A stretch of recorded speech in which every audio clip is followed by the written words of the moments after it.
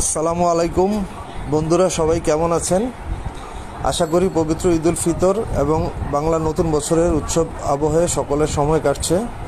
রমজান মাসের 30 রোজা পালন শেষে শাওয়াল মাসের রোজায় আমাদেরও দারুণ সময় কাটছে। আজ শাওয়ালের 6 রোজার প্রথম রোজা করলাম।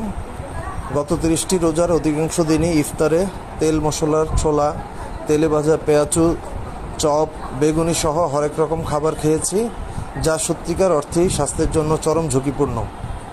হার্ট ডিজিজ, পিত্তথলির অসুখ, লিভার সহ অন্যান্য রোগের সূতিকাগার এই অধিক তেলে ভাজা খাদ্য সামগ্রী। আসুন আমরা সুস্বাস্থ্য নিশ্চিত করতে তেলে ভাজা খাবার পরিহার করি, অর্ধসিদ্ধ খাবার বিশেষ করে সবজি অধিক পরিমাণে গ্রহণ করি। আর সে লক্ষ্যেই আজকে আমাদের বাসায় ইফতারির মেনুতে আমরা তৈরি করেছি, আমার ওয়াইফ তৈরি করেছে মিক্সড ভেজিটেবল আইটেম।